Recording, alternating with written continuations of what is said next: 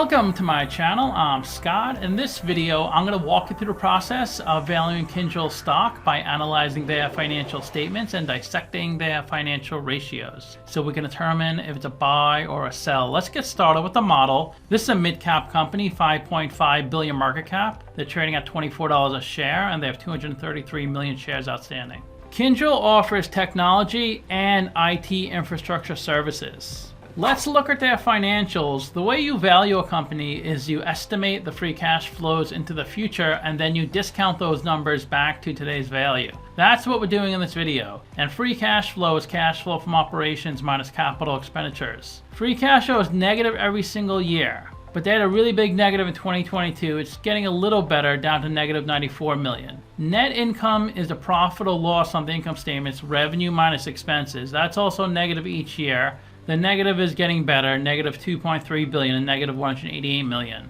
They do generate a lot of revenue. Although it's going down, it was almost 19 billion in 2022, now it's 15.5 billion. That's a lot of revenue for a company that cannot turn a profit. We estimated 4 years of future free cash flows. We also estimated a terminal value, which is all cash flows past year 4, that's 13 billion. We discounted those numbers back to today using weighted average cost of capital. We get a value of the company of $10 billion.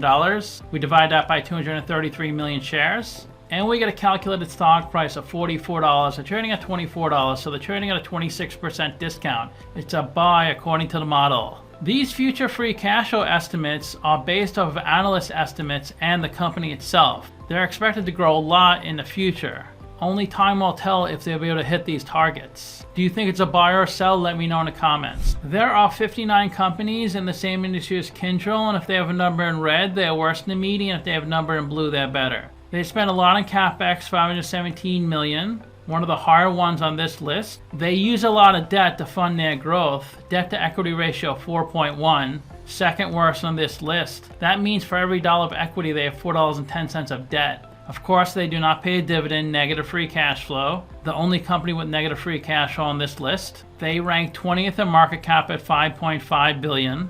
By far, they have the best price to sales ratio. It's below 0.5, which means their revenue is more than double their market cap. It's actually almost triple. We can't look at their 5-year annual revenue growth rate. They have not been public that long. Here's their second quarter income statement. Revenue is down 4.2 billion to 3.7 billion. Their expenses are 3.7 billion. So they have a small operating income. Last year, they had an operating loss. They do have positive net income of 11 million. That's a big win for this company, to have something positive. I wonder why they spent so much money. Most companies with this much revenue should have a decent profit. Their EPS is 5 cents. They're still doing lots of dilution since their expenses are higher than their revenue.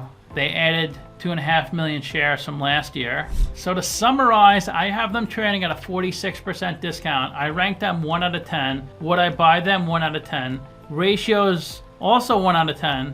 Financials, I give them 3 out of 10 because they do have a lot of revenue. Even though it's negative free cash flow, that's still not easy to do to generate 16 billion of revenue. So let me know what you think. Give the video a like, subscribe, or comment below. If you'd like to get a custom valuation or just support the channel, you can become a member by clicking the link in the description below. Thanks for watching.